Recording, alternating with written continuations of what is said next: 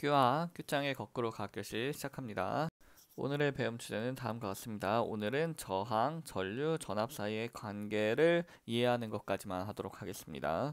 자, 오늘도 여러분한테 퀴즈를 내고 시작해 볼게요. 자, 이런 경우와 이런 경우, 왼쪽 그림과 오른쪽 그림 같은 경우, 여러분들 같으면 어디로 지나가는 걸 선택하겠습니까?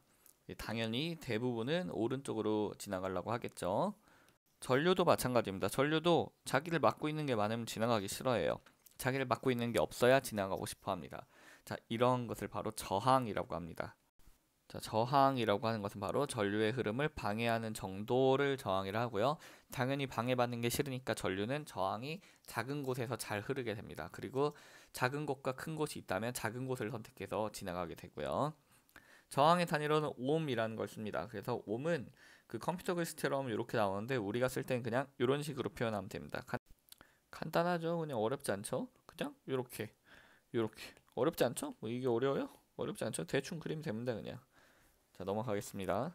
자, 그래서 이 저항이라고 하는 것은 왜 생기는 거냐? 일단 기본적으로 그 우리 도선 안에를 보면은 원자가 이렇게 있고 그 주변에 전자들이 이렇게 있잖아요. 지금 여기서 노란 게 원자고 제 파란색이 전자예요. 전자가 흐르는 게 전류가 흐르는 건데 원자는 움직이지 않죠. 그래서 전자가 이렇게 흐르다가 원자에 막혀버립니다. 그래서 이게 바로 저항이 되는 거예요. 원자들이 저항이 된다라는 거죠.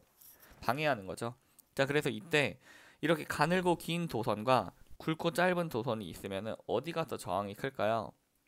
자, 이건 상식적으로 생각하면 돼요. 좁고 긴 통로와 넓고 짧은 통로 어디가 지나가기가 편합니까? 자, 여기가 훨씬 지나가기가 편하죠. 넓고 짧은 통로가. 자, 저항도 마찬가지입니다. 저항은 길이가 길면 많이 지나가야 되잖아요. 그래서 저항이 세져요. 자, 굵기가 굵으면 지나갈 길이 많죠? 그러니까 저항이 낮아져요. 자, 그래서 전기 저항은 바로 단면적 분의 길이에 비례한다라는 겁니다. 자, 이거는 다시 표현하면 이렇게 되죠. 단면적 분의 길이에 저항이 비례한다. 즉, 길이가 커지면 전기 저항도 커지고, 즉 길어지면 길어질수록 저항은 커지고, 단면적은 이제 분모의 자리에 있으니까 단면적이 커지면은 전기 저항은 작아진다는 소리죠. 그래서 면적엔 반비례한다라는 겁니다. 면적이 넓어지면 넓어질수록 저항은 작아진다. 자, 그리고 이 두 개뿐만 아니라 바로 같은 길이와 같은 단면적을 갖고 있을지라도 바로 요것에 따라 달라집니다.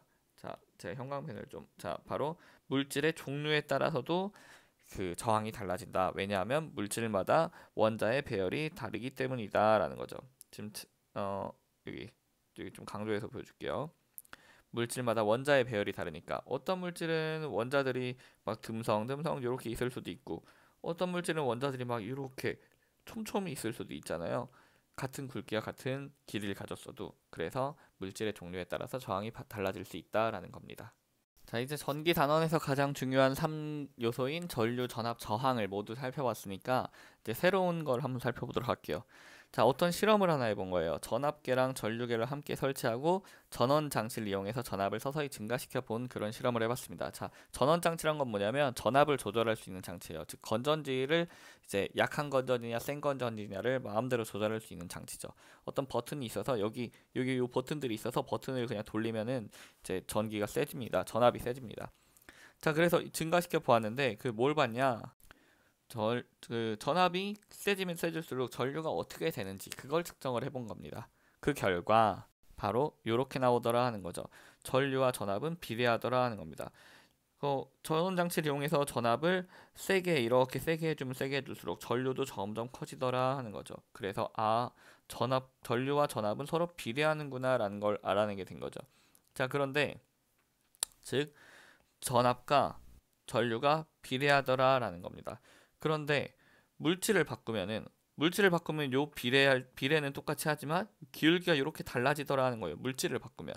자, 그러면 얘네들은 뭐에 영향을 받는 거냐? 바로 물질이 달라지면 저항이 달라지게 되는 거죠. 그래서 전압과 전류는 비례하는데 얘네들을 이제 요런 방정식으로 표현해 주고 싶은 거예요. 방정식이 되려면은 이 비례식에다가 하나의 변수만 집어넣어 주면 되죠. 자, 그 변수가 뭐냐? 바로 저항값이더라 하는 겁니다. 저항에 따라서 V와 I 값이 결정되더라 하는 거죠. 그래서 이런 식이 나오게 됐습니다. V는 IR이다라는 식이 나오게 된 거죠. 우리가 일반적으로 전압은 그 V라고 표현을 하고 단위도 볼트를 쓰죠. 전류는 표현할 때 I라고 표현을 합니다. 여기 이제 전류의 줄임말이 이걸 줄임말이 바로 I가 되기 때문이죠. 단위로는 암페어가 되는 거고요. 자, 저항 같은 경우에는 R이라고 씁니다. 레지스탕스의 줄임말이죠. 자, 그런데 단위로는 옴을 쓰고 있는 거죠. 단위와 기호는 다른 겁니다. 그죠? 자, 그래서 우리는 식을 표현할 땐 기호로 쓰고 값을 낼 땐 단위로 표현을 하죠.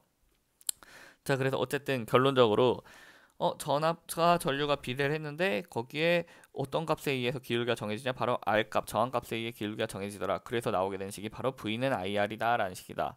이것을 바로 뭐라 하냐? 옴의 법칙이다 라고 합니다. 옴의 법칙은 아주 중요합니다. 그래서 여러분들은 이 V는 IR이 그냥 지나가다가도 나와야 돼요. 선생님이 지나가다 복도에서 V는? 하고 물어보면 여러분들은 자연스럽게 IR이라는 대답이 나와야 됩니다. V는 IR. 다시 한번 V는 IR. 계속 하다 보면 이상하게 중독성 있게 외워져요. V는 IR. V는 IR. V는 IR.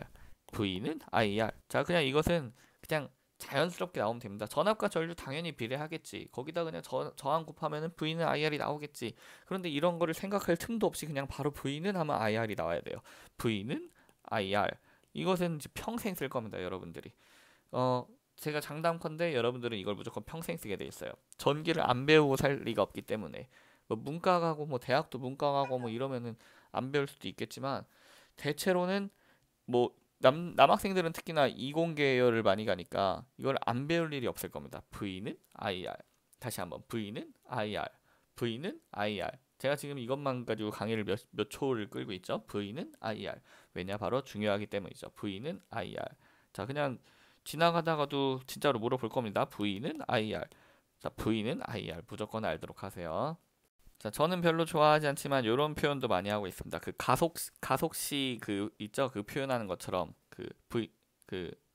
가속시 맞나?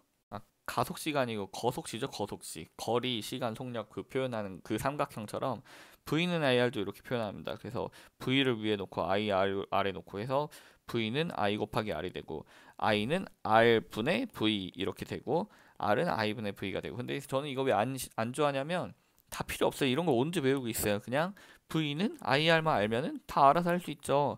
여기서 I가 구하고 싶다. 그럼 R을 넘기면 되죠. 그럼 결국에는 I는 R이 넘어가면 분모로 가니까 R분의 V 그냥 나오는 거잖아요. 그죠? 여기서 R이 구하고 싶다. 그럼 I만 넘기면 되죠. 그러면은 R은 I분의 V 그냥 나오는 거잖아요. 근데 이걸 굳이 뭐 이렇게까지 외워야 되나? 못하러 그러고 사나라는 생각이 드는 거죠. 그렇다고 여러분들 그렇게 하는 친구들을 죽으라는 소리가 아닙니다. 그렇게까지 할 필요가 없다라는 거죠. 그냥 V는 IR만 알면 다 우리가 알아낼 수 있다라는 겁니다.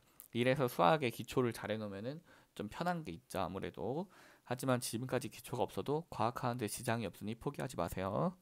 자, V는 IR이라는 옴의 법칙을 알면 이런 그래프도 다 해석을 할 수가 있습니다. 절대로 이걸 외울 필요가 없어요.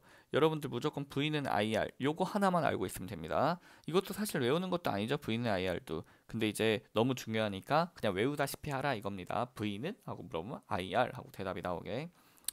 자, V는 IR 상태에서 만약에 전류가 일정할 때, 전류가 일정하다는 건 I 값이 일정하다는 거죠. 그때 만약 R 값이 커지면 V 값은 당연히 커질 수밖에 없겠죠. 그래서 R과 V는 비례 관계가 나온다.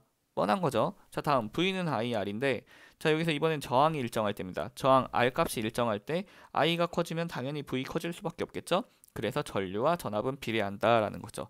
자, 마지막으로 V는 IR에서 전압이 일정할 때입니다. 전압이 일정할 때, 자, I가 커지면은 R이 작아져야 이 곱한 값이 일정하겠죠. 자, 즉 I와 R은 반비례한다. 그래서 이렇게 반비례하는 그래프가 나오는 겁니다. 근데 여러분들 문제집에 보면 이런 그래프를 다 주어주고 외우게끔 돼 있어요. 이걸 왜 외웁니까? V는 IR 하나만 알면 다 구할 수가 있는 것인데. 자, 아시겠죠? 여러분들 공부는 이해해서 하는 겁니다. 특히나 과학이란 과목은 무조건 이해예요. 이해. 암기가 아닙니다. 우리 과학에서는 암기하는 게 없어요. 거의 극히 일부입니다. 암기해야 되는 건 선생님이 계속 강조해주고 암기 방법을 알려주고 있죠. 그 외에는 전부 이해라고 보시면 됩니다. 자, 플리커스 문제를 따로 알려주지 않을 거예요. 제가 이 수업에서 이미 플리커스 문제를 냈습니다. 그래서 여러분들은 이 강의 내용을 잘 기억하면 되겠습니다. 자, 마지막으로 한 번만 강조하겠습니다. V는 IR, V는 IR, V는 IR. 자, 오늘 수업 여기서 마치겠습니다. 수고하셨습니다. 큐바.